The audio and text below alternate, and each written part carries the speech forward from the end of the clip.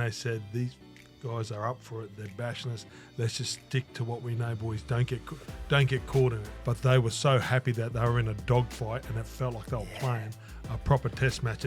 We've not told them about the real English rule anywhere. It's last game wins anyway. Last try wins. Last game wins. Yeah, but no, not last. Next try wins. It's genius. Yeah. That's what we should do for the Ashes. It's good. Next try wins. Last try wins. That's it. Yes. That's good. It's the Tashes. Because it's not the Ashes, it's the Tashes. The Tashes, yes. Welcome to Rivalry Reignited, a podcast brought to you by Movember in and around the Ashes series in 2025. 2 games in, 2 wins to Australia. I'm delighted to be joined by former England international Kevin Brown, NRL legend, the Raging Bull, Gorden Tallis, and world-renowned journo, Michael Chammas. Chaps. Thank you. Yeah, thanks. Thank you for the invite. Yep, you're welcome. Thanks for coming. Traffic's good. Traffic's good up north. Oh, mate. Yeah, it's better. Better than London. Because you were having a whinge, the Australian camp were having a whinge about the traffic in London, weren't you? Yeah, well, we looked, it was like, say, 12 kilometres, so we call it kilometres away. That was still an hour. We call them kilometres as well. That'd be like Sydney though, would it? Hey? It's not like that in Sydney. No, not really. No. It flows a little bit better. Even I'm saying London traffic. Oh, mate. London traffic in a bus. I'm just saying, you know what? It's not an excuse. We still won, but I'm just saying. Just in case you didn't know. This is going to be a long hour. I was just saying, but because like when we got to Wembley, and because we were training like at Harrow, the school, just past it, Right. but it was about an hour and a half every day to and from, and the boys handled it well. But that's one thing because they were getting tight, hip flexors, and that's one thing that we thought because the boys were training. And then we went to Wembley to have our final training run, and it was like an hour and 20 to get back. And we met Bon Jovi there, and he caught the tube. He said he got there in 25 minutes. John Bon Jovi did not get on the tube. He caught the tube. He didn't get on the tube. He caught the tube. There's not a chance John Bon Jovi got on the caught the circle tube. line. There's not a chance. He caught the tube. They must have thought. Are you calling him a liar? I'm calling John Bon Jovi a liar. He's trying to be a man of the people. Isn't he? It's so cool I got the tube. The only way what would you do if you saw John Bon Jovi on the tube? Mate, he had about 8 security around him. You probably didn't see him. Well, what happened was he was walking up from the tube station at Wembley Park, and one of the reporters, Jaleesa Apps from Channel 7, she was doing a live cross, and he was walking up, and he just waltzed into her live cross and joined her. That's in the middle of the live cross. It's confidence, I know. Mate. Lucky she recognised him. It would have been embarrassing if she had no idea who this bloke was coming Mate, up to her. No, true story. And then, because he'd left, they said, Bon Jovi was here. He'd left. And the boys had got strapped, did their warm-ups. Let's say 25, 30 minutes. They said, he's coming back. He wants to get a photo. So he come back in the stadium to get a photo with the boys. True. Have you been on the tube? Have you had a look at the tube? Yeah. Gordy wouldn't catch the tube. Yeah, no, mate, I've You caught the did? tube, yeah. And my family arrives on Friday, so we'll be tubing around. I've caught a lot of trains around here. Yeah. Do you know who I saw on the tube, actually, at the game, on game day? I was surprised. Go on. Sam Burgess. Like, was he catching a tube? Is that a thing here? You guys just catch the tube? It's a lot easier. No, we're very humble. We're very Yeah. humble people, very simple people. Nah. We'll In get on the London. tube. In London. In It's London. the In only way London. to... That's where it was. It was in Public London. transport, as you've seen, driving in London's a no-go, innit? Like, you just don't want to be on a bus going to Oh, Harrow. so now you're on my side. Mate, I was on your side. I was on your side from day one. But even the traffic's better in Australia. Did you hear that reference? The Sydney, Well, I know. Sydney traffic I've been in just Sydney and flows a little I've bit seen I better. live in Queensland, so there's less people. Right. There's actually less people. So. There's no nice No, people. Sydney's... Oh, no, he made the Sydney mistake gets- of asking you about Sydney traffic, mate. You might as well ask him about traffic in London because he prefers people in London than he does people in Sydney. I can tell you that much. Yeah, Is it? Yeah. Not a fan. Not a Sydney fan. No, well, I lived there for 5 years and I've been working there for the last, say, 25. So for 30 years, it's been a part of my life. So I actually do love it. It's one of those great cities, but Wow. yeah, the traffic can get to you. Can we clip this up and around Origin time next year? I need that. I need that. I love Sydney. I quote love God, he next loves year. Sydney. Straight- John can you Bon just Jovi. say it I love straight down the Tube. camp. I do love Sydney. That just stopped there. I That's just fine. don't like the colour of their footy team. Is that good? That's fine. That's fine. It's a nice little get out of jail. So we're having a chat before we came filming about a piece of equipment that's universally used around the world. We're talking about the great Steve Reynolds. Steve Renoff, of course. The Pearl. The Pearl. The Pearl. You didn't know who the Pearl was a minute ago. Well, I asked you who the pearl was. I know Steve Very ran off. good. Whoa, I know I'm Steve Team ran off. Australia now. I just like to call people by the full names. That's why I call it. It's Gordon, not the Raging Bull. Do you know what I'm saying? It's a full name. Okay. So, but he wore a scrum cap. What, a swimming cap? A scrum cap. A headgear. It's like It's a not a- shower cap / swimming cap. He wore a headgear. It's not a headgear. It's not a headgear. It's a scrum cap. It's headgear. We At home, if I walked into any shop, any sports shop, yeah. you got the JJBs over here, whatever. So if I went into Rebel or Super Amart or wherever I'm going to buy a headgear, and if I said, "Can I get a scrum cap?" They wouldn't know what you're talking Have about. no idea. But we invented the scrum cap. We came up with the concept of the That's why scrum. there's so many concussions. We came up with rugby as well, but that's not serving us well. Yeah, like all the sports that you've invented, you're not the world champions at any of them, are you? No, but you know what we're really good at? Darts. Sports where you sit down, or you can play in a pub. Sailing. You know, Snooker. we'd beat you at sailing. Are you good at Sorry. rowing? Rowing. The sport where you sit on your bum and go back. Rowing. We would dominate you at rowing. Absolutely That's dominate. Oxford, isn't it? That's yeah, all that's the- what. So We're Cambridge decent and at Oxford. boxing as well, but Yeah. good mate of mine, Yeah. Terry O'Connor, wasn't. Well, the great Ricky Hatt. And, yeah. You're Yeah. also good at impersonating Peace. people. Daniel Jarvis, one of the great Can we talk Australian about Englishmen. this? Can we talk about this? Because like we'll get onto the rugby because it's a rugby podcast. We're gonna have to talk about the rugby at some stage. But I just want to talk about the amazing act that Jarvis standing on the end of the Australian line, so fraudulently getting on the pitch, joining Cam Munster. Cam Munster putting his arm round him, and that moment where the camera is on him is genius. I had the producer in me, and I've never heard panic like it, but I think it was one of the best things now where you reflect. It was quite funny. The fact that Cam put his arm round him and brought him in. well, like I was talking to him after the game, and I said, "What happened?" They said they thought he was a competition winner. They thought he was a competition winner, and like normally he'd stand where the captains and those two boys, when they played big games in State of Origin or whatever, like they want to stand together, and that's their routine. So they're standing together, and this guy comes up. Is it okay if I stand here? But he wanted to stand in between them, and they went no because they're superstitious because they stand beside each other. Can I put my arm around you? And they're like looking, thinking, this competition winner's getting. He's asking, but a competition winner that was. They just didn't know how to deal with him. Oh, it was funny because I'm up in the commentary box, so we had to walk up on, say, level 3. Yeah. And by the time I looked in, I'm like, I don't know that. Like, I sort of looked, I'm thinking, God, he looks out of shape. That guy, like one of our players, has he been at the buff? And because, like, I was sort of looking along the line and singing a national anthem, and then I saw him, and, then I saw him, and he had number 69 on too. It's genius for sponsorship, though. The fact that he had such a big It's a logo on big his. surface area for advertising. Yeah, and it Kia went would be happy. It's funny, I was speaking to Gordy before the game, and we're talking about, what do they do game 3 if they win? What do you do with players? And his philosophy has been, you don't give jerseys away. Then I saw the bloke on the end, I was thinking, maybe he's lying to me there. I might get a start for game 3. My competition winners can. Yeah. Oh, Michael, that's my challenge to you. Yes. Origin next year. I'll get on. Oh, I think you can. I think you're Probably need to passable. put a little bit of weight on, though. Yeah, maybe No, a little no, bit. no, His outside- toothpicks aren't going to do me much. Outside back, you could easily get away with You reckon? that. Queensland, for sure, you probably get away with it Yeah, there. Queensland.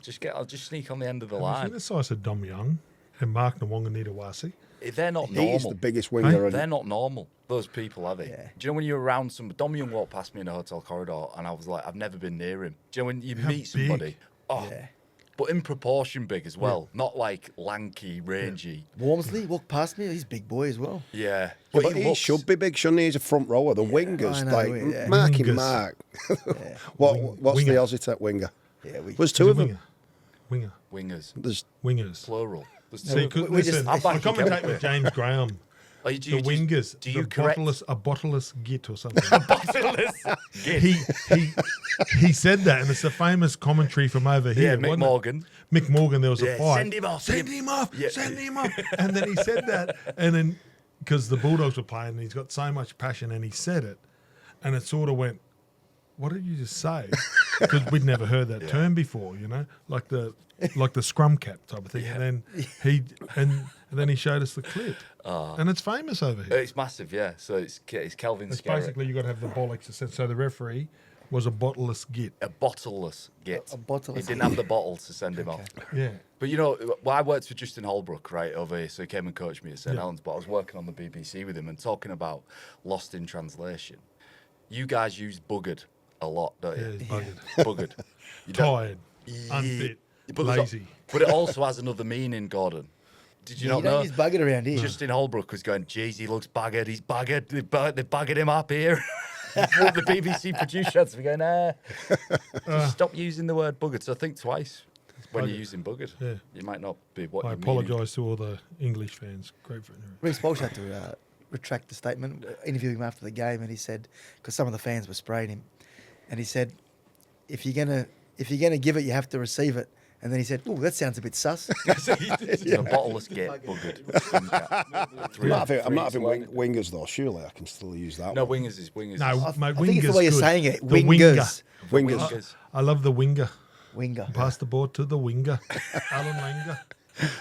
What is that accent? I don't know. Come on, That's go my on. yeah. Come on, do a James Graham. Is that your You're James right, Graham? All right, lad. You're right, lad. That's All more right. Sammy. That. That's all right. Yeah, all right, lad. Yeah. That's it. All right, man. There you go. Yeah, what? Always good weather in the pub, lad.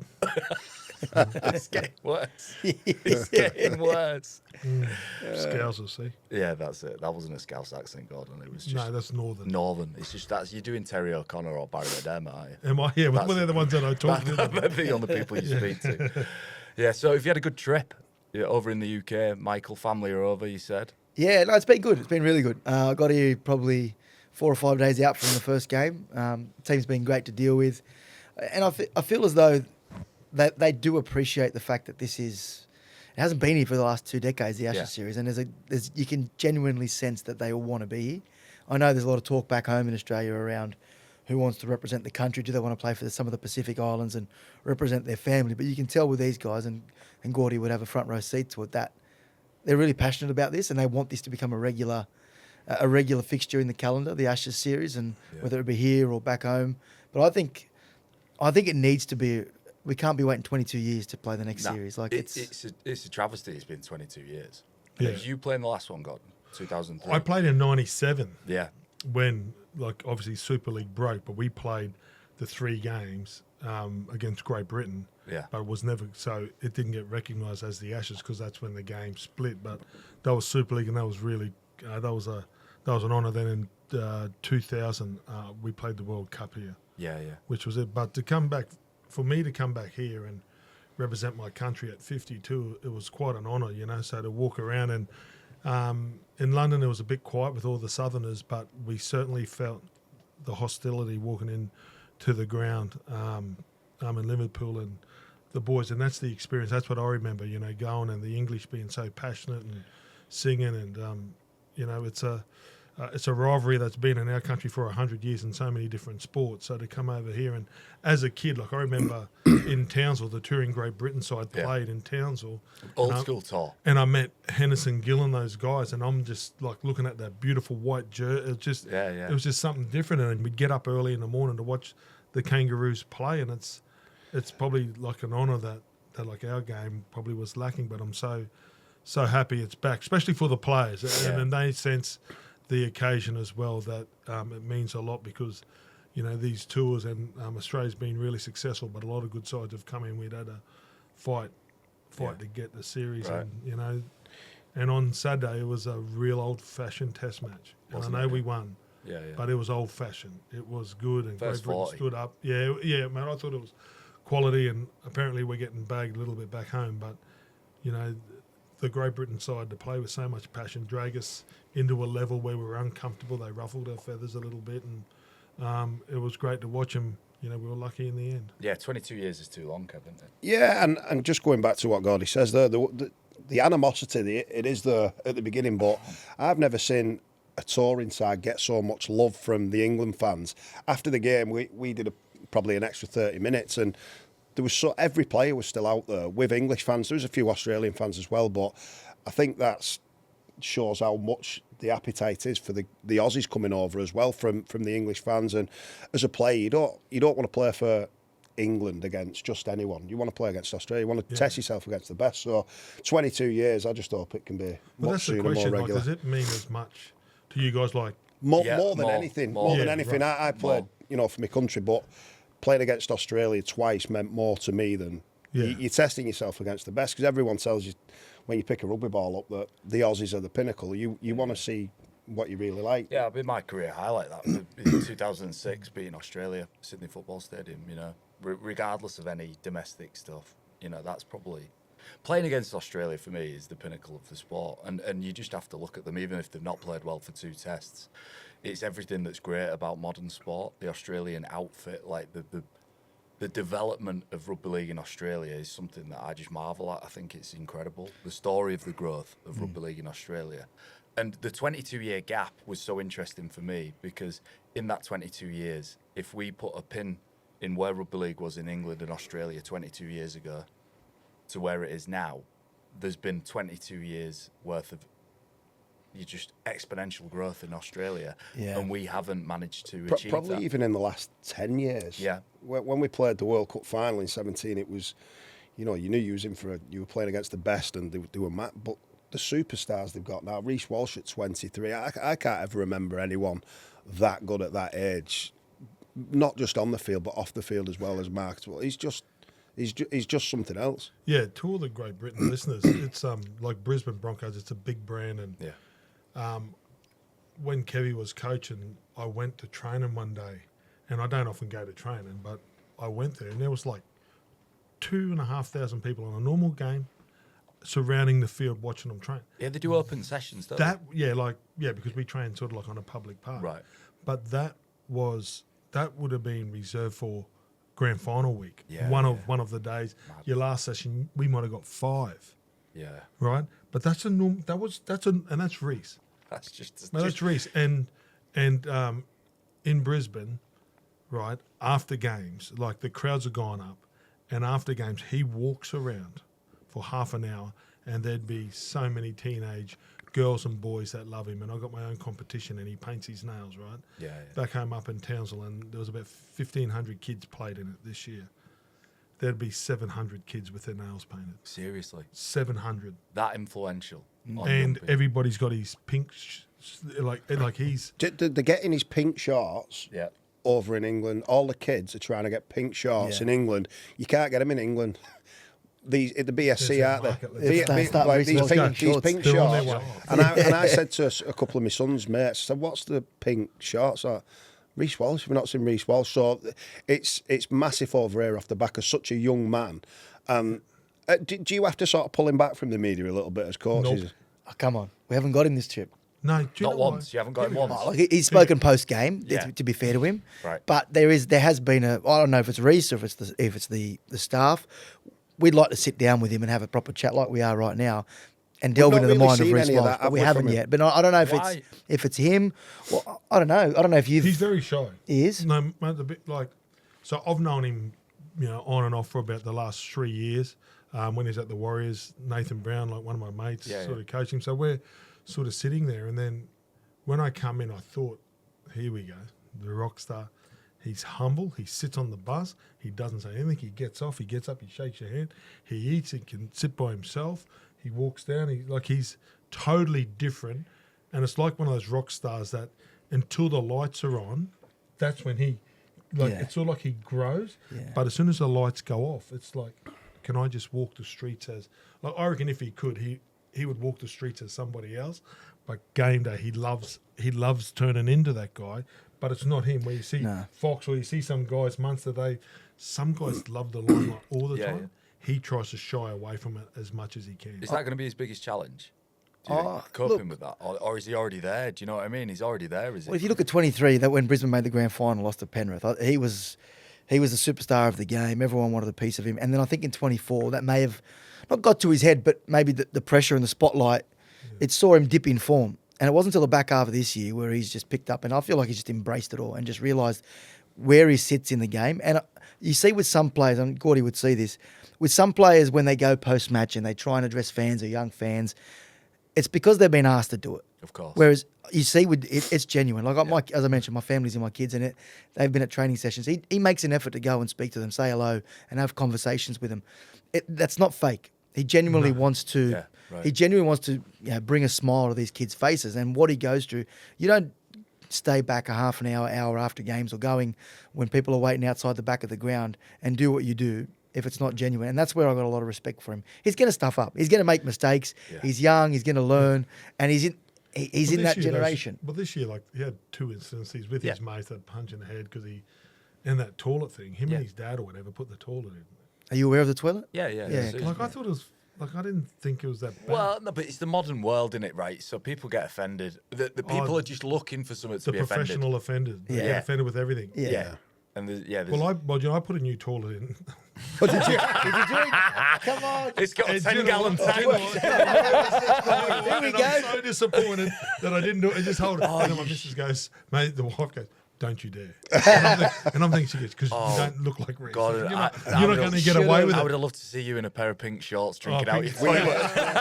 Mate, he hasn't lost the game mate, since. I was, but I was buggered. Yeah, his form has just gone since then. Whatever that was in that water, they're going to Yeah. test him after the game this week. but Well, there's a penny not dropped for him that there's two sides to the game. Like, he can attack, like, and his speed and all of how elusive he is, his positional awareness in attack has always been there. One thing that I've sort of the last 6 months I've gone, right, the penny's dropped with him that big moments happen both sides of the game, you know? Grand but then final. that comes with experience. Of course it does, yeah. You know what I mean? Like, Yeah. Like what's worked for you as a kid, but then it becomes a team game. So I've watched it with so many, like a Dave, like so many guys that come into our game with so much talent. They've never had to work on the so-called 1%ers. Yeah. Because you score, I score, or whatever. Yeah. And then now he's just slowly getting that. Yeah, right? yeah. And you get the team environment. And I think defensively he's learning more, and just that training when you see Dylan go into Reece and he's just getting around better players and pushing them around, and it comes down to confidence as well. But even that incident on the weekend, I know he spent 10 in the bin and it could have been a costly moment, but the fact that he put his He body got on the into it. line, He's so he brave. might not have innit? done that So 12, brave. 18 months ago, you know? Wouldn't have. He wouldn't have. Yeah. Yeah, he's competing hard in moments. Yeah. You know, like that.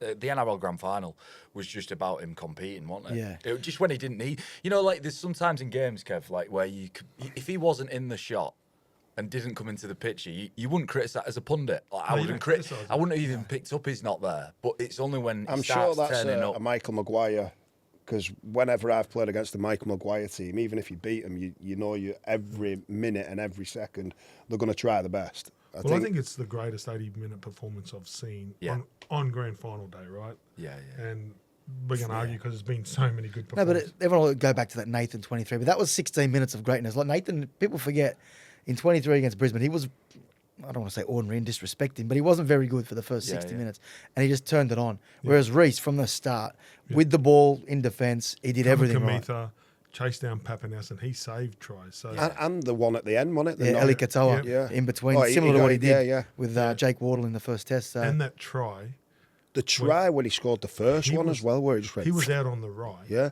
setting up.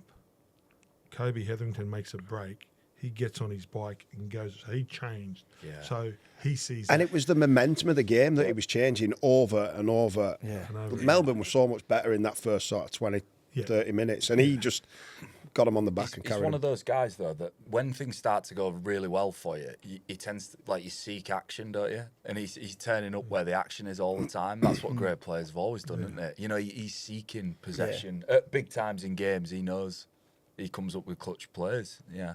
What's the ceiling for Reece Walsh? Look, I think most people would say he's climbed towards being in that conversation for the best player in the world right now. Like I know, Or the best player in the world? I think Nathan's, given the fact he's won 4 straight premierships with Penrith, he holds the mantle as the game's best player. But when you talk about the ceiling, I wouldn't be surprised in 12 months if the public opinion is Reece Walsh has dethroned Nathan Cleary as the best player in the game. Would you agree? Yeah, it probably you got Harry Grant, you got Munster in big games, you got Isaiah Yeo, you got Nathan. They're probably the most consistent now. This new kid on the block. To me, when they talk about a fullback and they go, he could go, or he's better than Billy Slater at his age. You mean like they're better than probably the greatest fullback to play our game? That's sort of, I think he could be, if he keeps on working hard, it comes down to work. He could probably be the greatest number 1 to ever play our game. He could be. Yeah. But that's Reece. So right now, Billy just kept on evolving his Yeah. game. God, he every was good. week Billy in, week- Billy yeah. Slater was good. Billy's yeah. And we forget how good they were. One thing I will say, there are some players who aren't considered as the greatest of all time, and then probably the next cap down, someone like a Benji Marshall, right? Yeah, yeah. The influence, though, he had on the game and the people and the kids, that is what Reece can do. It's not just what he does on the field, it's what he can do off the field. And you guys have seen it firsthand with the way he's, involved himself with the English crowd and the young kids over here, I think he will be the single most. He's so big influential over player. here that people who just watch Premier League football are saying, "Who's Reece Walsh? What's this?" really? Reece Walsh?" A guy who I train in the gym with went to London with no interest in rugby league to Wembley to watch Reece Walsh because he caught the NRL Grand Final, first game of rugby he's watched. And he saw something He special. saw that Reece day. Walsh and he's like, "Well, I just love like watching the best in the world." The Springboks were in our same hotel. Yeah, They go to watch Reece. yeah, The 10 that were in town, they flew in from Japan and they watched the NRL because it's on at the same time. Yeah, right? yeah. They go, man, Reece. Yeah. And then we started talking to them and chatting, and we were using the same gym, and like they're like Reece. yeah. That's why Javo did the thing. He just wanted to be near Reece. And he got to the wrong end. He couldn't find him. He couldn't Work his way down the line. But like then, and like we do it at home, and we're quick to say they're the best. But Yeah, I of think course. with every era, right? Like seriously, like with every era, we gotta, just respect it and just say right now, because Wally Lawson is my greatest, and then Ellery Hanley inspired so many people. Like when Ellery Hanley, he was my favourite player when he come out and played for West and Balmain. Like it was huge for me, like huge. And when I played against Martin Offier and Jay, like it's big. And then there was Jared Hayne with the yellow boots, and then all the players go, man, I'd have yellow boots. Nathan Cleary and those guys are. Yeah. So there's moments in careers and time where certain players like Darren Lockyer or Alan Langer, we can't just respect both of them. We've got to say someone's better. Yeah. Or Wally Lawson. I'm like, well, It's not productive though, is it? You know what I mean? It's such a journalistic. can't play against It's each such other. a journalistic Yeah. thing to do, isn't it? But it's also someone like down at the pub. You want to have that conversation. Like you brought up Jared Hayne. I think that's probably a fair comparison at a young age. Jared Hayne burst onto the scene, was just absolutely adored by everyone. that 9-game run or whatever he went Oh, it was incredible. Yeah. Still the greatest run I've ever seen. Like I know the Reece this year was great, but for me personally, watching Jared Hayne, that influence. But Special. what Jared Hayne didn't do kick on. was kick on and have the mindset and desire to be the work best. ethic. I think that's where this next few years is really critical for Reece Walsh, isn't it? Because now, well and truly, every single eyeball that watches rugby league or rugby union or any sport around the world is on him now. Yeah. The cat's out the bag, innit? Yeah. And it's maybe the emotional intelligence to deal with that. And this is where I think Australia fascinates me and rugby league fascinates me. And I go back to our tour in 2006 and Leon Price, who said he'd rather be in Blackpool than Bondi, and then has been followed around by paparazzi, by cameras. And like for us, that's alien. But I can't even imagine what it's like for Reece Walsh in Australia. Well, it's to a smaller degree, but in Australia, Sydney and Brisbane especially, I know it's nothing like the English Premier League, but they would feel as like all the media attention is on the rugby league players, like it would be over here with the Premier League players. And how Reece responds to that, I guess will go a long way to determining how he finishes his career, because it can be quite ruthless. When you're high and everyone's on you. But the moment something goes wrong, people can turn very quickly. And the media, it's a 24-hour news cycle. Gordy's front and centre of it. He's on a show 3 nights a week.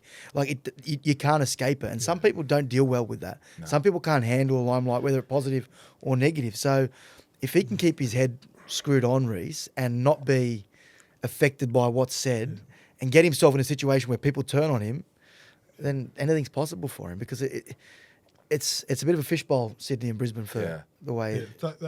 At the Broncos, right? So it's a different case. The Broncos on its own is like a mad case. But they've had to put security guards on and a big gate, because people would go sit in the back, because he had a big ram. They'd go sit in his car and wouldn't get out. Oh, really? Yeah, man, like then, Well, Peter Bedell would just sit there after training. Peter Bedell, so mate. the Curie Mal Journo who just covers the Broncos. No, but it's true. Like, so no one. I mean, that's weird, isn't it? No one's Going as big to as sit in him. someone's car. And like probably the other good-looking guy to play was Andrew Eddinghausen, and he's still really popular. And like it was the Tina Turner, era with that and that. I love that. I love that story. Does it? Benny Elias, she turned up and said, "We've got Australia's best-looking player to be in the video with you." Yeah. And ET couldn't make it, could he? And Benny Elias went, and she turns up to the thing and the training on the beach, and she was like, "I thought you said these are the best-looking man in Australia." There's Benny Elias there with a fucking mullet and his shoulder pads on, his like shin guards. But then they end up, So, I mean, like there's been some great players and real popular, like Wendell Saylor was another one. There's been some guys but I think Reece is I got kids, and It's just Reece. Yeah. It is. Does he have a nickname? Reece Lightning. Reece Lightning. We just gave it to him then. Reece Lightning. It's got to be. Reece Lightning. And Reece Lightning. That's what he's missing. A nickname. Reece He Lightning. can't just be Walshy. It's got to be something. No, called that's Reece such an Aussie. Yeah, Walsh out. yeah, Walshy. Walshy. That's what they give him. Walshy. Yeah. And so on the topic of nicknames then. No, mate, what do you reckon? Reece Lightning? Reece Lightning is done. It's pretty good. But he can do like he's that influential. Like they rock up at a training. Captain's run at Hill Dickinson the other day. Have you ever seen this? He's training with studs on in his ear. Yeah. The players are running out in gold. Keon Kaloma-Tungi and Bradman Best trained in a gold chain. Mate, they're a bit different, these players these days. Yeah. Only one that got away with it back in the day would have been Wendell. It's just the studs in, training with studs I'm in. surprised they got out of Liverpool with their jewellery on. Yeah. Well, they got some money now, the boys, haven't they? It's a different tour now. The jewellery shops of the Northwest are about to get raided. Do you know when Samoa stayed in the World Cup? This is how talking about how the sport's developed and changed. And Samoa was staying in central Manchester, and I know this guy who owns a watch shop, and he's like, these guys, big guys, have come in and they've just bought every single watch that I've got, and I'm like, what? The Samoans, Jerome Luai, they've just gone in and gone Rolexes up to their elbow. They just bought every watch. I tell you what, I saw some of the training gear the other day. Was that Samoa or Tonga? Yeah, that was. Yeah, I don't know, the gold and black. Yeah, the gold and black. I've never seen it. It looked like something It looked UEFA cool. had wearing it. Yeah, that's one thing that I'm, because being 52, right? I've got older sons that could be playing it, like they're 21, but the mentality and how they think now, these players, has been a real eye opener for like me. Yeah. On You know. tour, you've seen it on this tour. Yeah, absolutely. In what way? Well, we got a buffet, right? Yeah. And it's beautiful food. Like in London, it would, like, so you had all the 3 different types of eggs, the bacon, the sausages. They'd walk past that and go to a cafe 200 metres down the road and sit and buy the same food. For what reason? Maybe No, they the logic is lost on you, Gordon. Maybe they want isn't organic. I don't know. it? It's a generational. Yeah, but they're so, like, their preparation, like, you're sitting in a team room and they'll be FaceTiming their wife and just talking out loud, you know, and like their family conversations. And then like they'll be, hey, Dale, how you going? Yeah, just cooking the kids dinner or whatever it is. And they just walk around and like there's nothing. Like there's, like, you know, back in out of like it was private. Oh, hold on, mate, I've got to go up and ring your wife. It'd be a private conversation Just go to a in your payphone. room. Yeah, go to the old payphone. Well, mate, like we used to buy the Telstra cards, and you'd sit there and you'd punch in like 58 different. Oh, I got one wrong, and you, sorry, Dale, I'll ring you tomorrow. Yeah, you always But- had the but- excuse you run out of But credit. you know, like, and that's just the difference, and it's all like the closeness of the guys now that they're just open with everything. You know, just it's different. I never thought that would happen. Nah, the young kids out there as well. They're You young, know, yeah. the just young Is there, guys. is there a Queensland New South Wales thing happening? I was actually curious about that. No, They're pretty united. yeah, Gordon loves Sydney. He said. no, Yeah, no, sure, no, he's united them himself. no, because some tours and it happens organically. That because when I come over, there was myself, Lockie, Webby, Wendell, 4 in 22 players. Yeah. So we're dominated, right? Yeah. So but I'd hang around Robbie Kearns and there'd be a couple, but the Queenslanders would generally, because we knew each other and liked each other, and we were sort of outcasted like a little bit, but we didn't feel that way. It's just that the Roosters players, normally you break up in your teams, but that hasn't happened, I think, because Munster and Nathan and the Penrith boys are so good that they don't, there's no click. clicks, Like I haven't noticed a click, but sometimes there can be, probably in the England side, the Wigan boys that hang around and, does that happen with you guys? Not so much now. did when It I used to, and that Yeah. was something when Wayne came in and took over. He was like, "You live above the line, and you're all together." And I think that's probably carried on. Yeah. I don't see much of a dividing car. Yeah, because it's take the next seat. So when we go into Queensland, like even in Queensland Origin, I'd felt like that the Bronx would sit with each other, the Cowboys, and like that couldn't happen. So there was a rule in whenever you went to team dinner. You just that kept was on exactly the same. What Wayne put in, it was like you sit where there's a free space. You don't leave anyone out. Do not go and and that's I told Wayne to do that. Can I ask you guys, with AJ Brimson and Victor Radley previously, how would they be perceived internally? Is there a mindset of like, this guy's the Aussie guy, who does he think he's coming with us, or how do you think that would have I think went going down? back to when I played in 2007, we played the Kiwis and they drafted in Mori Fasavalu, who was a Samoan out of nowhere, to So we've got a history of drawing in players from overseas. I don't understand the big clamour about it. Like if someone's The eligibility, how does that work? Well, it's It's grandparents. ancestry, isn't it? Yeah. So When grandparents. Chris Ayrton played it, he was one of the best teammates I've had on a tour. He was worst. just Hey so good. guys, want me to let you in on a little secret? Go on. Uh-oh. I got a 6-year-old. You've got that's a secret. His, You've name's, his name's William Tallis, Billy Tallis. yeah. His grandmother's English, born in Newcastle. There you go. So that's two-way passport all day, isn't it? So hang on. So Have he we- loves have we- Sydney, have we a wants his son to chance? play for England. What else What are is you going to doing happen here? Are today? you touting there him you out? go. Are you touting him out? Can we have it on camera now that he is eligible and will play for England? I'm not, no, Really tell us. that's his decision. But I'm just saying. Of course, But that's what I asked. Of course, it's his decision, Gordon. It's not. Are you going to tell him who you No, play because I for? tell him to play for Australia. Right, fine. Right? Yeah. But it's his decision. That's what I'm saying. You're right, fine. Right, because I'd say, no, you're following Dad's footsteps. But Yeah. kids, they just watching it now. But there you go. So he's over here on Friday. Yeah. I'll see whether he wears an English jersey to the game or a Half and half. See if we can get him whichever one. Get him a half and grandparents he half. likes, right? Yeah. Let's just see what happens. Yeah, but the Brimson chat is a bit of a redundant one for me. Like, do you think he should be in the squad? Is he good? Is he good enough? Like in terms of the NRL Well, to warrant? He's a good player. I think everyone I don't get it, understands yeah. that is reality. Yeah. But at the same time, if he's a very good player and he's going to enhance the chances of beating Australia, then everyone's. He went okay, didn't He he? did well. I thought he did yeah, well. no, look, I'm not saying he doesn't deserve to play. Like, I think he's, people were back home were thinking he maybe should have been there game one ahead of Wellesby. I think Radley was different. Everyone was shocked by Radley because he gave up. He would have played for New South Wales at the time. Yeah, yeah. He was probably the best lock in New South Yeah, Wales yeah, at the yeah. time, and decided to play for England. So people were like, okay, well, this is genuine. Like he's turning down $90,000 a year in Origin. It's $30,000 match payment, and you're turning down the Australian jersey because he could have made it to play for England. So people were, they could understand that. I don't know what Brimson's connections are. I know there is obviously an English history, what his mindset is, but I'm more fascinated on how the English players and the English fans would feel about it. I wouldn't have brought him over if you were going to start Jack Wellesby game one. I would Yeah. bring him over if you're going to start him. I think the reaction to drop Jack Wellesby after game one smacks of a bit of insecurity, and there was a lot of pressure. I think Mick Innes came out critical that Brimson wasn't involved. I think there's a reaction to that, and he gets chucked in. Is he the answer to England beating Australia?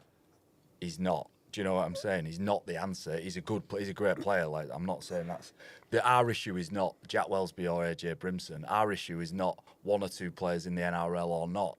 Our issue is so much more deep rooted than that. Yeah. What is it? Participation, kids. You've got 1%. It's a bit tougher, right? So I'm going to stick up for you a bit here, right? Thank you. Appreciate it. No, because at home, right? It's summer, we can go outdoors pretty much 12 months of the year. No, Yeah, we yeah. can. But over here, what the players, our boys are finding, you get up and it's cold and it's raining and, we could go outside and kick the soccer ball or go and kick the footy ball or whatever we would before we went to school, and after school we could do it. It's dark at 3 o'clock or 4 o'clock here. You're not selling this country. Yeah, but it's not. But it's depressing. not stopping the soccer. Hey? It's not stopping the soccer development. But they're in this all country. indoor centres here. Like in Yeah. North, there's a lot of indoor centres and it's more passion. But I don't think to go it's play just- a third string probably game over. Well, just to expand on that, we're the 8th biggest sport in this country. 8th. 8th. There you go. So we get 0.1% of our population participate in rugby league. Yours is close to 1% of your population plays rugby league. It's 11 times the number of people play Australian rugby league as opposed to us. If we want to fix the top of the pyramid and compete with Australia, we've got to address the bottom. There has been zero. There's a lot of great work at grassroots, and I'm not criticising the grassroots development in this sport, but it needs to be radically changed. Because To I get went to young people Siddle. interested. Because I went to Siddle. Yeah. And that's a pretty powerful amateur club, right? Yeah, yeah. And on their wall, there were so many English and Great Britain jerseys, kids that have gone on and even just to play Super League. And I'm like, that club must do a pretty That's a good great job. club, and that's probably Yorkshire's biggest club. Yeah. Yeah, right. But Yeah. what I think from that to the first team, there's a massive gap where we mess around with the academies, we mess around with reserve grade. Like some of the lads have only played 10 games last year below first grade because reserve was every 2 weeks. Say Wigan put out a reserve grade and win by 60, so they're not getting battle-hardened. And then you look at the Super League, I don't think the intensity is anywhere near round to round like it is in the NRL, but you see our players that have gone. But has it ever been? Yeah, I round to think round? no, not maybe round to round, but we had mid-season international games to lift that intensity, and then the playoffs.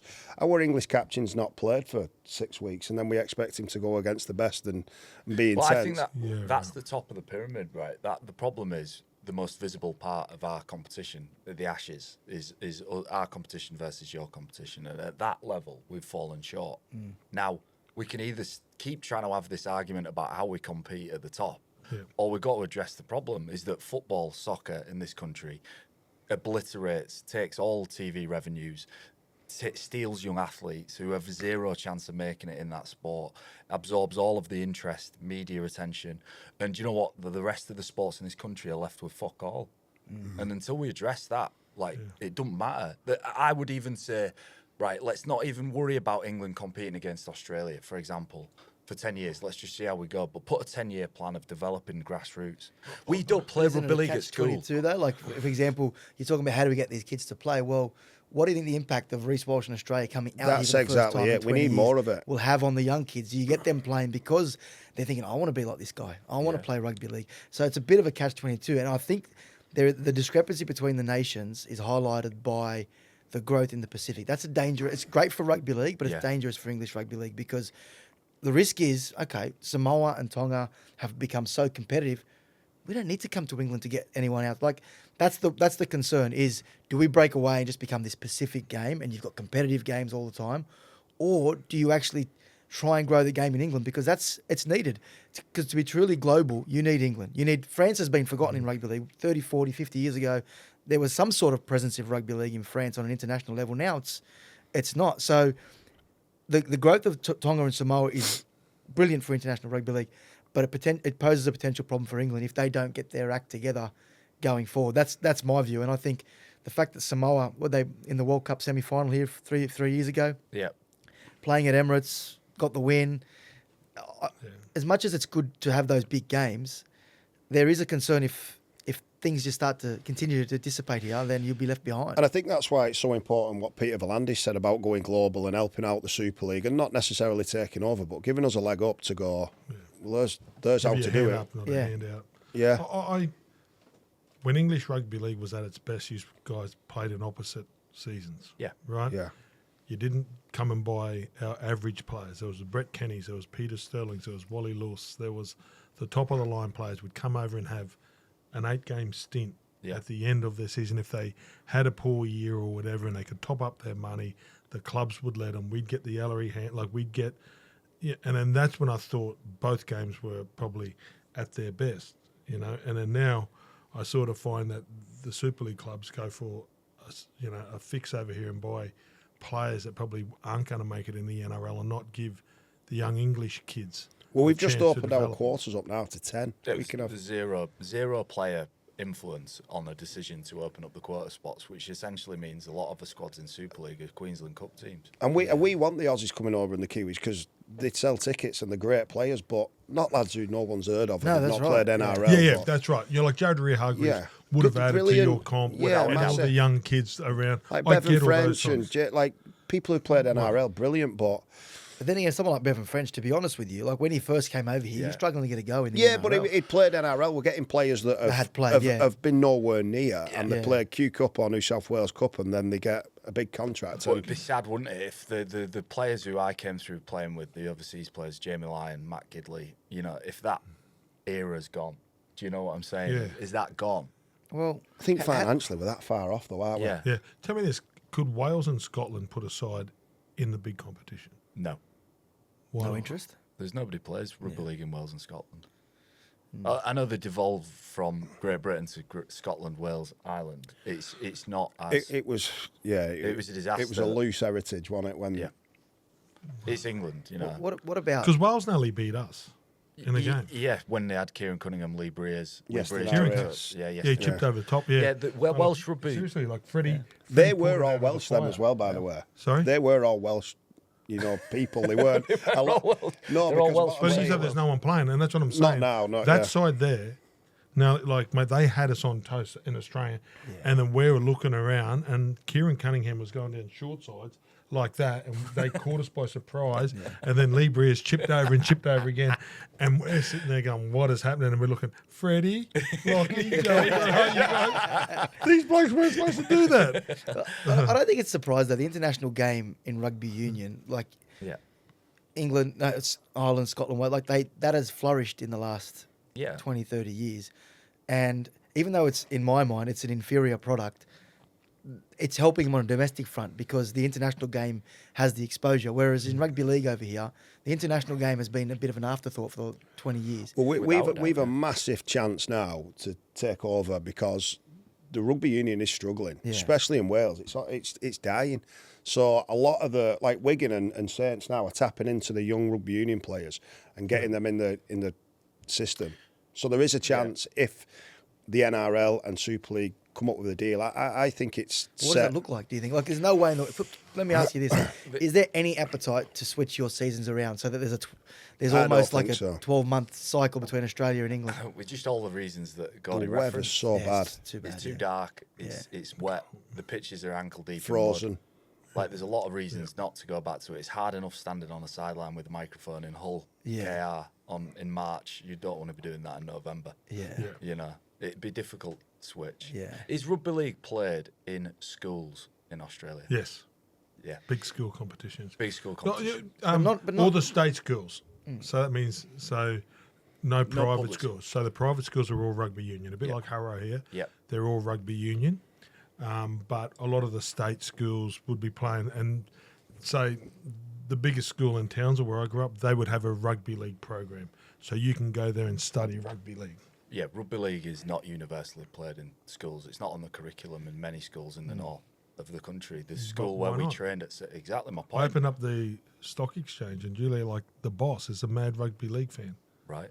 The London Stock Exchange. So she grew up on, is it the M6? She grew up on the M6. So like her dad's born in Hull, because that's what it's called. Is it the M6 too? Like that's the M62. mafia, like the mafia of rugby league, right? Is that The M62, yeah. Yeah, right. So there's her dad was born in Hull, and she was born in Leeds, and her son goes, and she's in love. So there's enough support. What I found walking around London and seeing people, it's just about getting the right plan in place. See, this is my thing. Like, I'm so biased at rugby league, right? If you landed right now from Mars, and you put on an English Premier League game, you put on a State of Origin, you put on, like American football, you put on all the sports, our game stands above all of them. Yeah, well, I agree. As a product, absolutely. You put rugby, our game stands above all of them. The way that's played, even the first test, even the second, what the players go through, the product that we can put out there is unbelievable. So we just need to get it in front of as many people as possible in this country. And that's why it's so important to have more Ashes series because I don't think we've got the stock exchange. Coming over here every year. Well, mate, the NRL... just stay.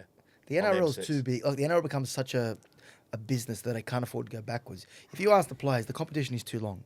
Like a 23-round season with Origin series and then internationals and plus 4 finals in it. Like, you got guys playing 35 games a year. You can't ask them to keep doing that. But the problem is when you want the money and the players want to keep getting paid as much, well, you got to get the broadcast revenue, and they're not going to pay as much if you shorten the season. I think in an ideal world, you shorten the rugby league NRL season. It's 19, 20 weeks, and then you focus on the international game, and then it becomes what rugby union is, and then you get to go on tours and you play 6 or 7 weeks because the Players Association wouldn't allow it now. No. They want. I think there was some talk around playing a 4th game maybe against France during this tour, but there's so many rules and regulations, and people worried about player welfare and the toll on their bodies that you can't get it off the ground. But someone has to just say, okay, we're going to give up some money here for the greater good of the game and make it up in the long run. I just don't know if anyone's willing to do that. Who's leading the charge then on international rugby being on the agenda? Who is in charge of making sure that is absolutely part of the calendar? It's Peter V'landys and Andrew Abdo feel strongly about it. Like, they wouldn't be doing what they're doing right now, having conversations with Super League clubs, if they didn't know that in the end doing so would help the game. It's not going to help. Doesn't help the NRL. Like, they've been over here for about 2 weeks. Yeah, having a lot of meetings. They're staying in the hotel, and they know how important the market is. So probably within the next 3 years, we're going to hit the top in Australia. Yeah. If we don't keep on getting new markets, right, and whether it's in New Zealand or whether it's in Perth, or I'm going to Papua New Guinea and making it grow over here, where we've keep on growing the audience, well, we're going to stay where we are. They're big on London though. They don't think Darren they have Lockie's to. involvement, Gary. Well, not Edmonds even just the going down London there. Broncos. Like they are. As a name. Yeah, they just think that if you're going to go tap into the market, you need the biggest city in your Yeah. country in Yeah. the country involved. And I know there's no fan base, but Philander's quoted this number. I don't even know if it's true, but he said someone told him at any one time there's 750,000 Australians in London. I don't know if that's right or not, but in his mind, he's thinking, well, that's an opportunity for us. And yeah, I get it. That you're never going to be English Premier League. You're never going to be big as other sports, but you just have to be bigger than what you are to make it worthwhile. Man, we got great bosses. Like where the game was for us to go play in Vegas. Yeah. And to stand there in that stadium when And the it'd be Super Bowl, and I'm sitting, like you talk about commentating. Yeah. Brady's chair was there, right? I was too ugly. I didn't get Brady's chair. but like to go there and think, oh yeah, pie in the sky. But that's, if you ever wanted to make it, that's where you go to Vegas, right? So to have our product there, the English boys come last year, and I reckon they'd talk about how good it was. The English fans singing like at either end. But there was, I think, 15,000 Americans bought tickets. Yeah. First year there was like 5 or something. The second year, like they got like on what states they bought the tickets from, and you're walking down the street. I never ever thought this had happened in my time. No. Bloke with a Parramatta shirt with a thick New York accent. Yeah, so Man, I love it. Whatever you're saying. I can't do an English That accent. was that James Graham one again. It's the same accent. Get your shirt off your bottleless get.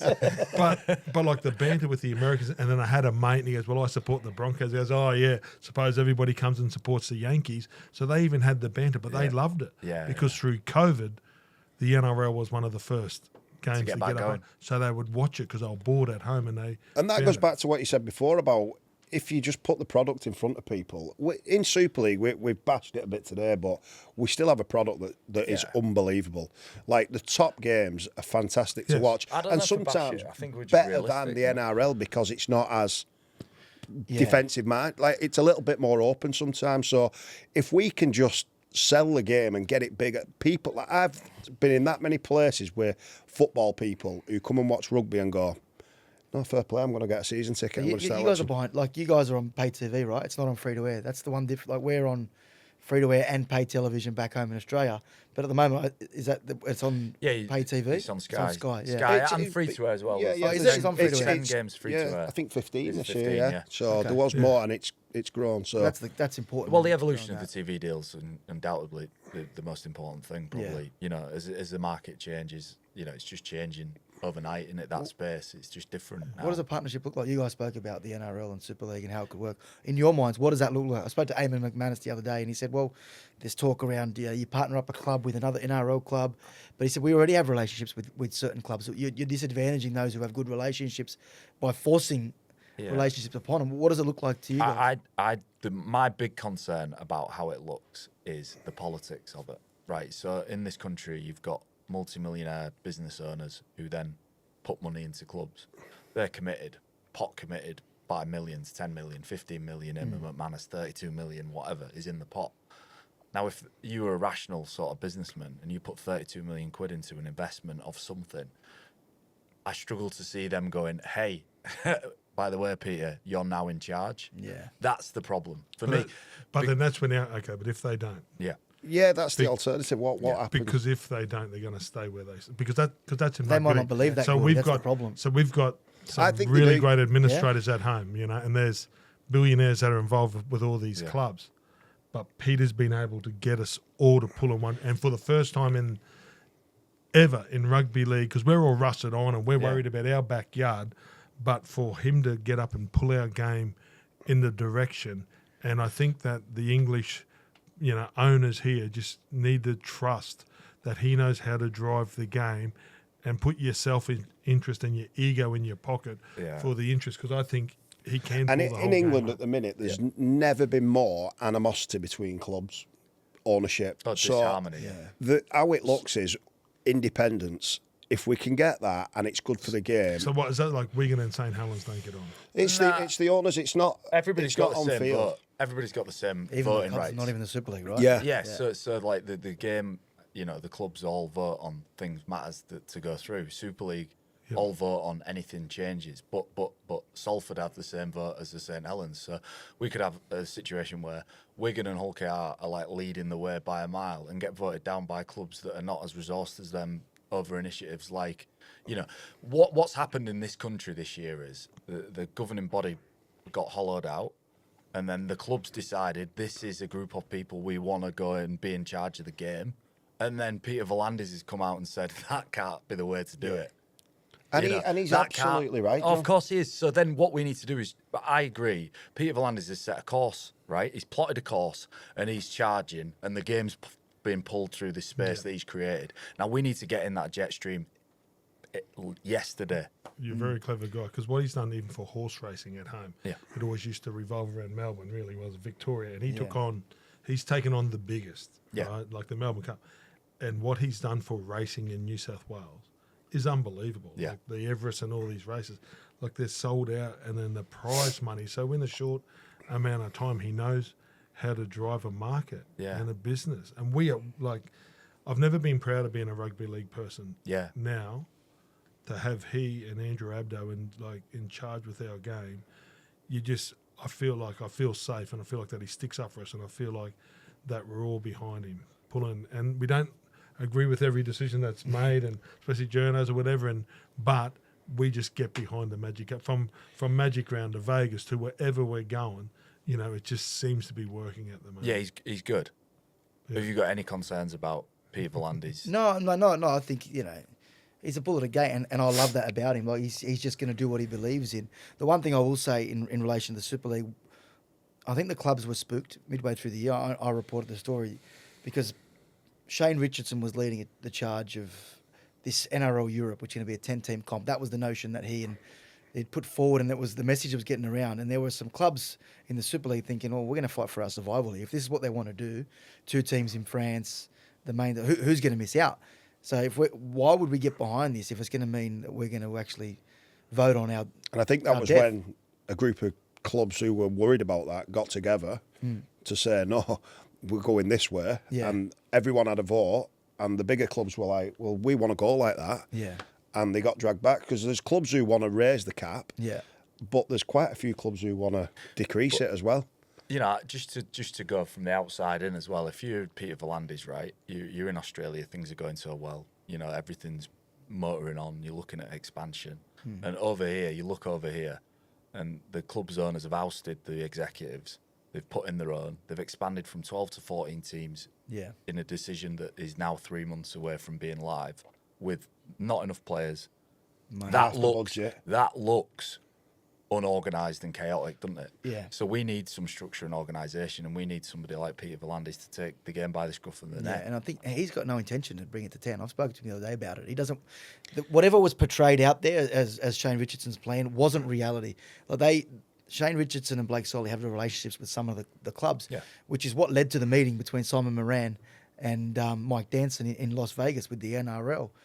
But the other clubs probably felt like this was some sort of plot in the background, some secret plot between the NRL and those 2 clubs, and felt like, something's not right here. However, having the meeting in London that they did last week, that's allayed some of the concerns around what the NRL's intentions are here, the other clubs not being so mischievous. What they want is the RFL to be involved, not just clubs going to the NRL. And that's now the step forward. We've got the RFL involved, the other clubs aren't as concerned anymore, and the NRL are going to go back to their clubs and say, well, what does this look like? How are we going to invest financially? If we do invest financially, how much? How do we help the game? Because in the end, helping English Rugby League is helping ourselves. Absolutely. Because, yes, sure, there might have only been 60,000 at Wembley this year, but in 10 years' time, why isn't it going to be sold out? Like, you need to grow the game over there to make sure that we can continue to get a better broadcast deal, sell the game globally, and in the end, all you guys, all the clubs, all the players, you're all going to benefit. You might have to take a hit in the shortfall, but you're all going to benefit because we got Sky Sports, we got all the, we got American TV market, Fox, whatever it is, looking at spending money on our game, and someone's got to have a long-term vision, and that's what they've got. Yeah, I think what we've done is absolutely put the game in this country to rights now. So we've got a solution. We've got a nickname for Reece Walsh.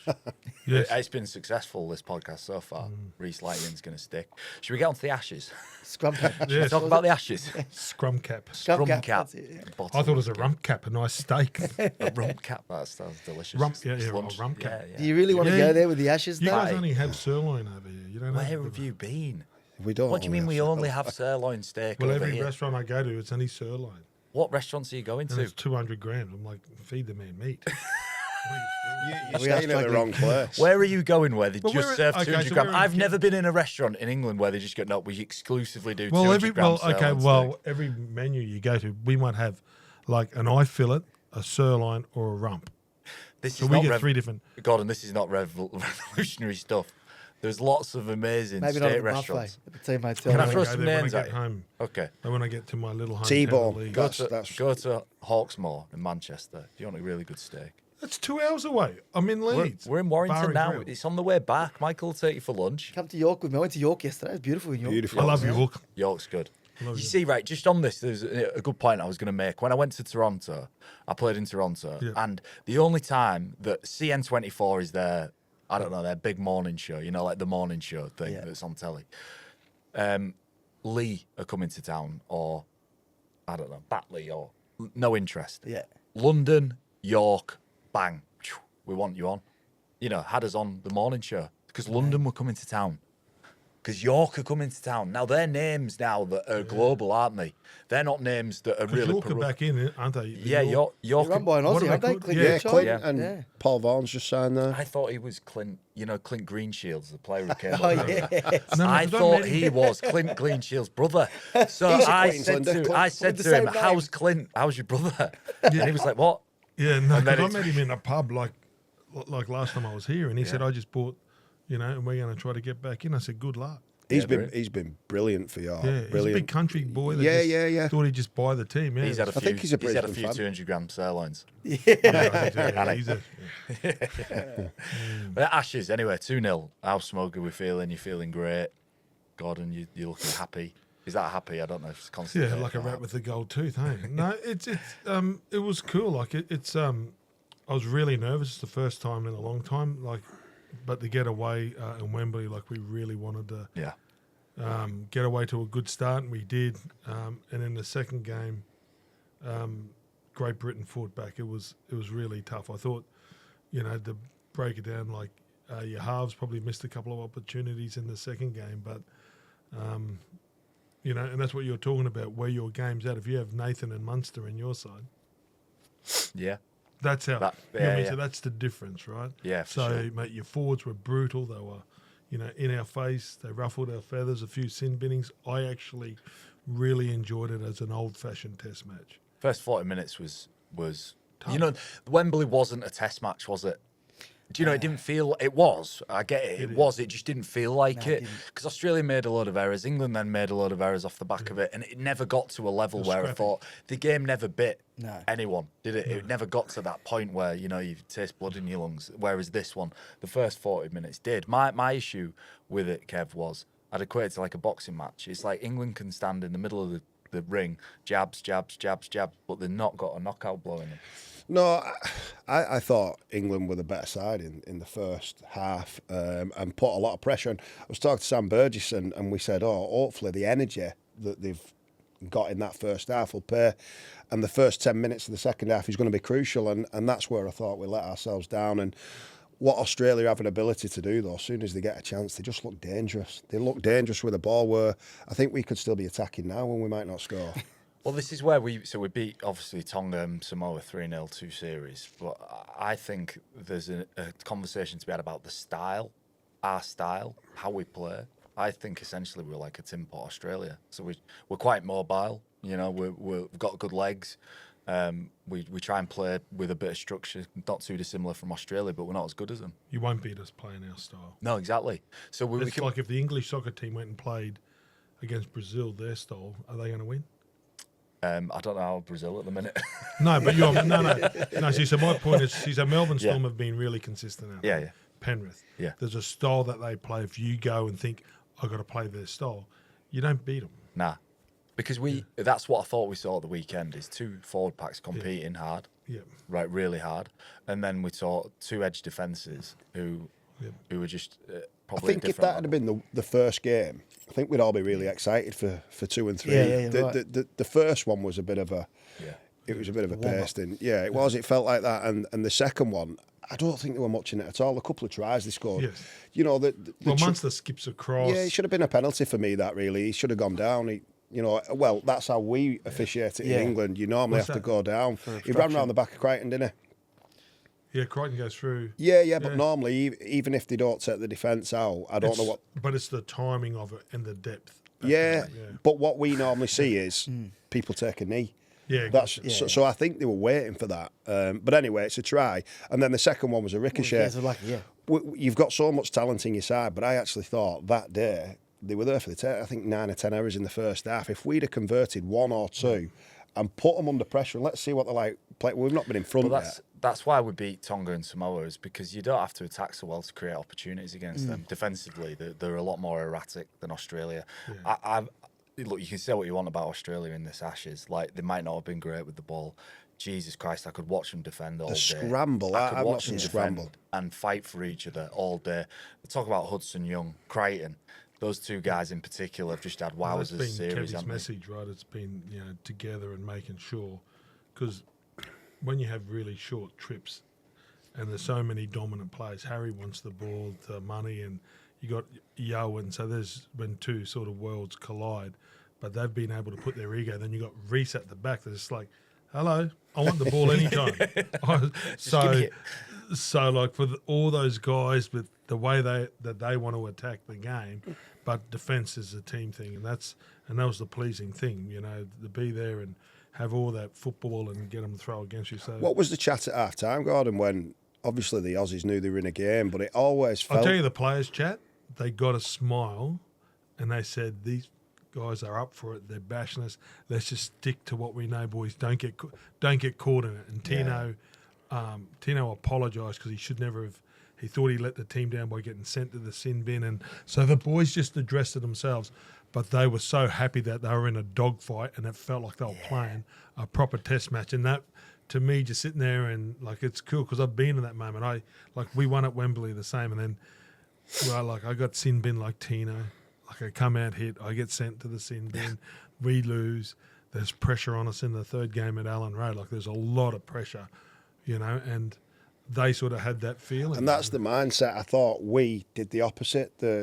I remember George went down a short side and the pass was never on. And to Tom Johnson. And then it was almost like pinning the balloon. Well, it was self-destruct. 10 minutes of self-destruction. But don't forget, like, these kids, like, they don't have their, because there's no fighting anymore. We're in the warm-up. And I saw Sam Tompkins, right? He was part of the English side. So he's running the water, was he? Yeah. Blue shirt or orange shirt or whatever colour. Could have been pink. I don't care. Don't start him on trainers. He'll get really upset. All right. But he tried to niggle us. So before the game, Reece Walsh, right before we were going back in, so we'd finished his warm-up, he just wanted to hit a couple of, like, long kicks, because it's a short field. So he just went just over the halfway and he just wanted to pump, like, a couple of 40-20s in. Tompkins comes and stands right in front of him. And just started Such like a doing Sam that. Tompkins move. Yeah, and I looked at him. I'm like, "Is that bloke serious?" And I was going to walk over to him, and all our reserves go, "What the fuck's he doing?" And then I went and I said, "Kevy, they're going to get under our skin." Yeah. I said, Kevy goes, "Don't worry about it. Don't let them know. They'll work it out." Yeah. But that's like, because he got under my skin, and I'm sitting there in a suit in my iron thinking, mate, if I didn't have these... I would love to see you, Brett Hodgson him. No, mate, just walk up, mate, Get it. hey, listen here, buddy. Let him kick the ball. Well, he did it in a cool way where he had the ball and he's pretending that they're kicking to him, and he's like... And Reece is sort of trying to kick, and everywhere he was going, he just got in his way. One of the most annoying men. Some people call it sportsmanship. I'm thinking... I love it. Yeah, but that was... I love it. But, that's the part that I've enjoyed. That there's a rivalry, and, you see in the cricket, whatever, there's sledging, and I thought, well, I'll give you... No, that was cool. Well, this up. Yeah, this podcast will be... I'm going to do it to him and get the No, wait. He's not going to get you. Not at You'll get dragged off by security saying, "Who's this guy? Who's this guy? What's this guy doing on here?" Yeah. So, what about England then, Michael? What stood out for you, players wise? Look, I actually think it's the spine that's the difference. Like I said before the game, I just think that's You look at the outside backs, the way they competed, the forwards. I just think in key positions, whether it's decision-making or execution, that is where there is a discrepancy between the two teams. I love what Herbie brought to the series so far, like just the aggression. Even though he plays with these guys week in, week out, he didn't get He's stuck. not scared of competing. He's not scared. He just wanted to go after him. A lot of niggle. And I think that's the key to getting under. Like, you got to try and ruffle some feathers. Disrupt, yeah, you got to disrupt. The amount of work our spine do away, the extras that they do, the passes that they throw. So Harry Grant goes, oh, good, he'd come and throw passes. And if he didn't hit me in a spot, so he wanted 10, but it was 10, 10, 10, 10, like it was like 40 passes. And if it's not spot on, perfect, he doesn't count it. Then it's the other side. Then it's got to hit the ground. Yeah. So that's an hour before the game. But then at training, it's every. So I'm there and Nathan, and that pass that he does, like the speed that they can get to the edges, they would practice that like 30 minutes outside of the team. Like the practice that they do is unbelievable for the precision. And I'm not sure whether that's over here in this game. No. The harder you work, the luckier you get, right? Yeah. And Harry Grant's, he's some player, isn't he? And Nathan, and then you see Munster, then you got the guys, and you watch how much they work on their game. Have you been impressed by Morgan Knowles? Yeah. Yes. Yeah, I have been. Interested to see where he plays at the Dolphins. I'm pretty good. Got a good relationship with Brad Arthur, and I've asked him a lot of questions over the last 18 months about an English game and some of the players, and he's genuinely of the opinion that there are some, especially in the forwards, there's some forwards who can go over to the NRL and mix it with them. A lot of it is just training and I guess the amount of resources that are available to the players, the amount of time, as you said, you consider the hours that are put in at a young age and what's available to the kids in Australia. And I just went over to Papua New Guinea to sort of, I sat in on some meetings because obviously they're expanding to Papua New Guinea, and sitting in on strategy meetings and the guys who are doing the pathway systems and the spreadsheets they're showing of all the hours that are being given to these kids and the discrepancy between Australian kids and PNG kids. It's like 800 hours per year less that they play than Australian kids. We have comps all year round. You've got the normal season for kids, and now they've got summer comps. The amount of rugby league they are playing and the coaching they are getting. The quality that they play against. And I think if you look at the lads who have been probably the best performers for England are all the ones who have been exposed to that in Australia. Smithies. Yeah. Noel's probably an exception, but he's going to go there. I thought Kai Pearce-Paul really steps up since that game. Dom Young, Herbie Farnworth. I think you can see a difference now that they're exposed to that week in, week out. That's what I meant before, where our captain, he's not played he's not played any playoff games. He had a poor game today as well. And he's not showed the best version of himself. And like just watching him, when you talk to the Aussies that have come over here and played at the big clubs, they say some of the games are so tough, but they're not 4 weeks in a row, because there might be 4 really tough sides that can match it in Australia. But you play that and you get 3 or 2 soft games, then you play another tough game. But in the NRL, you'd say that there's no easy game, and if you're down a little bit, you get beaten. Yeah. Like this year, South were playing the Titans, and those 2 sides were close to getting the wooden spoon, and they were fighting, and the quality of that game was really high. So if our product is that bad, so I think anybody on their day can pretty much do what they want most of the time. Yeah, you can get away with more in this country, I'd say, before you get punished. And I thought the test match at the weekend was 2 teams really competing, absolutely nipping. Because it could have went either way. Australia didn't take the game we by the weren't scruff that of the far neck. off. With everything we've said, we wasn't that far off. 2 mistakes after half-time changed the game. Australia then get 10 points up, whatever. I would say Australia have got a bit more in the tank as well. I think they could explode. Well. Like I know you said earlier, there's questions around the they fought, Australia's haven't attack. They haven't.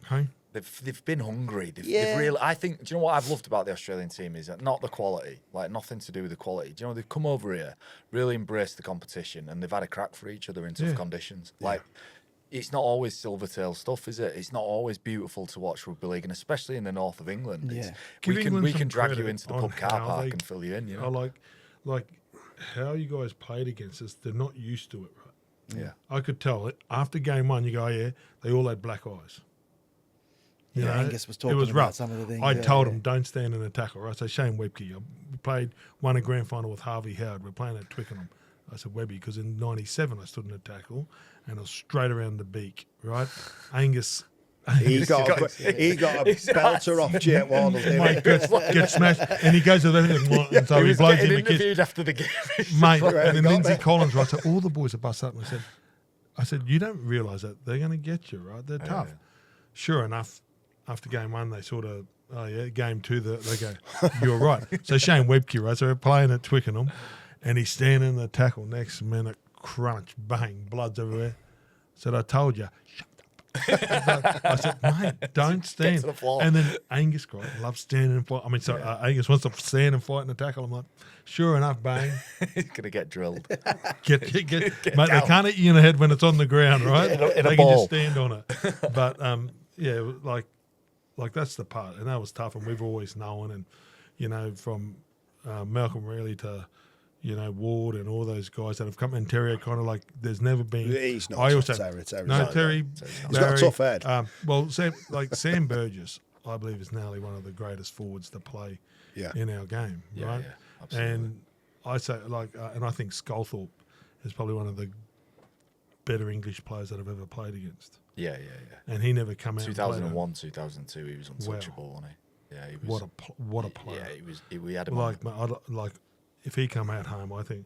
Yeah, I mean, I think he plays. I think we had a group of players back then, like Farrell, Morley, Peacock, all them guys, Fielding even. I think we had we had a group Chris of Joy. forwards, and that's where we've been questioned this year. But I actually thought they really stood up. No, at the your forwards are weekend. good. It's just and then Longy, like Matt had a couple of beers with Mad. Longy the other day. But you just had enough, and then Sculthorpe would play in the back row, and, get into us.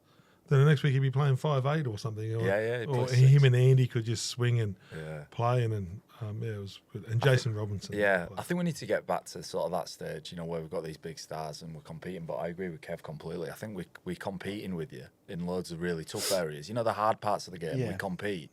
It's that cherry on the top bits. The bits that Cleary can pull out the bag. What those players bring. And patience. That special player brings. And I just think the patience. balance you've got is, I don't know whether you speak about balance or just getting all your best players, but Cleary around all them weapons is just so important. His maturity to step back and let Munster and Reece Walsh get after it. Like he's not really stamped his mark on them. He's hardly been cited, clearly, this series. No, but he's done his job. Yeah, he does his job. He puts his ego Defensively, to he one was side. So good. Defensively, he's been outstanding. But then that's been the focus. We said defence will win this tour. Yeah.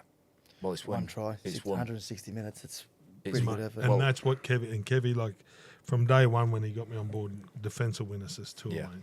So let's just get him right. And We've not told them about the real English rule anywhere. It's last game wins anywhere. Last game. Last try wins. Last game wins. Yeah, no, mate. not last try. Not last Yeah, try. but that's the old backyard footy, right? You get beaten up. No, next Kev, try it's- wins. It's genius. Yeah. Next That's try. what we should do for the Ashes. It's Yeah. good. Next Last try wins. try wins. That's an English Can you rule. imagine 78 You're over it. minutes? Just I don't mind that idea because I was actually hoping for England to win the series so I could call for Gordy's sacking. I was sitting there thinking, 2-0, I got my story sorted. Kev, Gordy, you're both out. it's already written.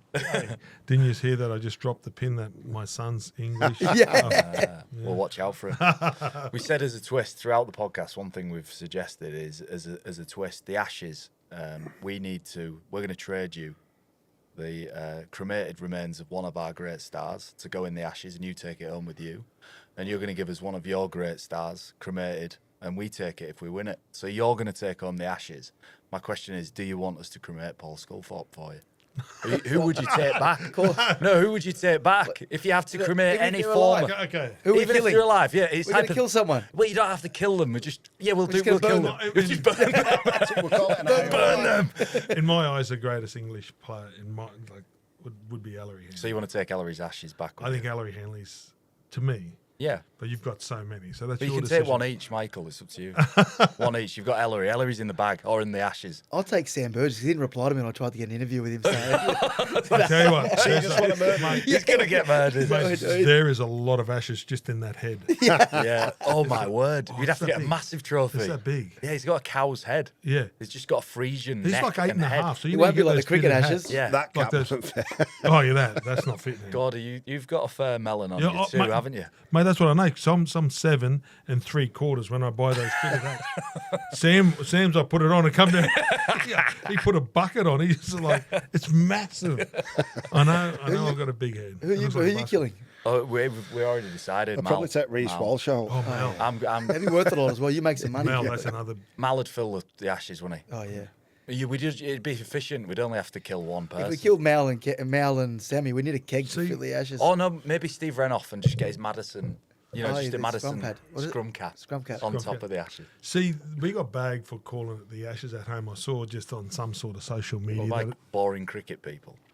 probably someone Yeah. like saying that, because the cricket is the urn with the first ever game, the Ashes. Yeah, Stumps, I think. They're like Stumps. the Yeah. bales. Was it the Bales? Yeah, just the bales, because the stumps wouldn't fit in something that big. So I thought it was just the bale after the last thing. Is that bullshit? Did they No. just make that up? Yeah, but we've Is been that just playing like the Ashes off since. grandma's thing, or is that real? I mean, you'd have to look inside it. Do wouldn't it? we actually have any Ashes?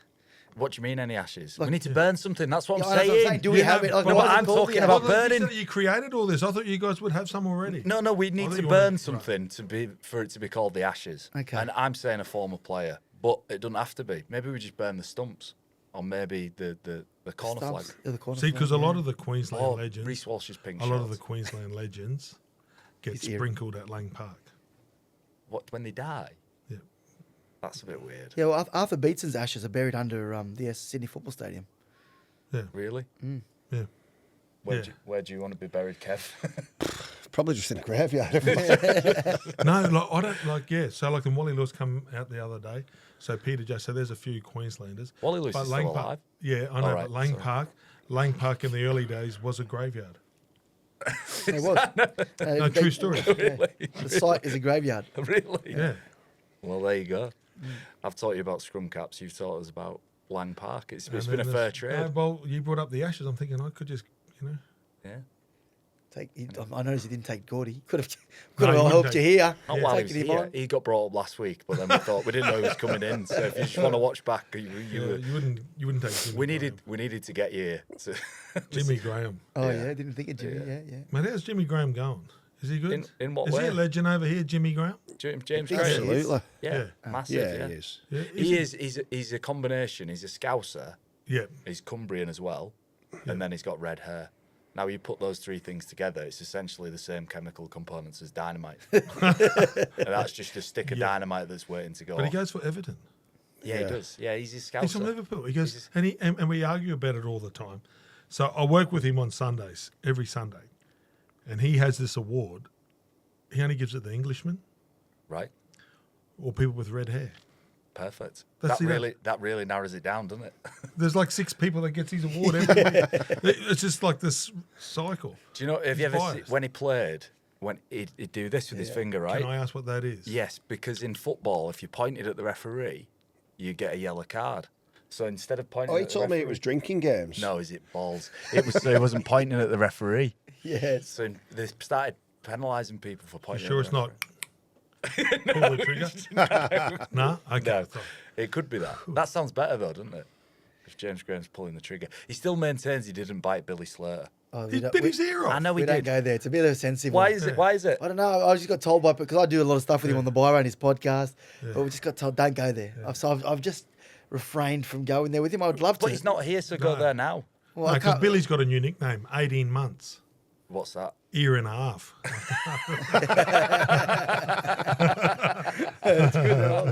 That's good. That's very good.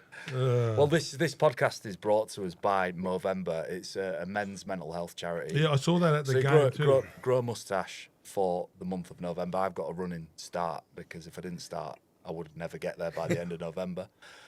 Will you grow a tash for the remainder of your trip in support of males' mental health? Why don't I do it? Because I'm over here and I don't get home until December. So I'm not sure the bride. And that would be a big, thick, bushy thing that comes on that Oh, top of it's yours.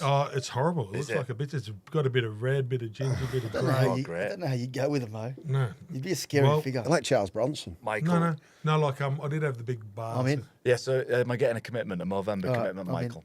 Are you in? I'm in. Don't just say it and No, don't no, do I'm it. in. If this I'm is for in. men's mental health in this I'm in. country. Movember does an awful lot. If Gordy's in, I'm in. Yeah.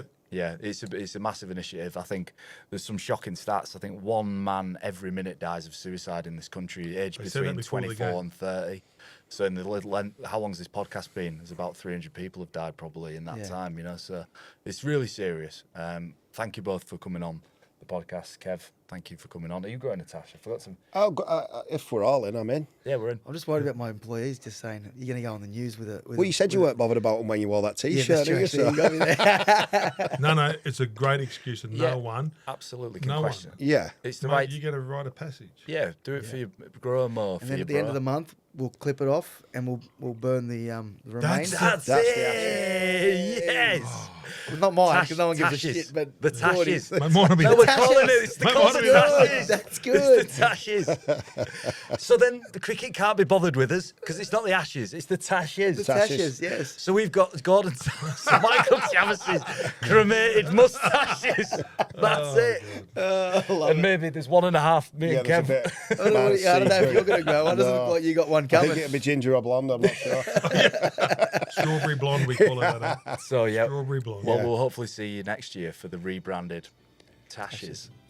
So that has been the Rivalry Reignited podcast for Movember. Thank you to Michael. Thank you to Gordon. Thanks, Kev. guys. Appreciate it. Yeah, cheers. fam. Cheers. Thank you.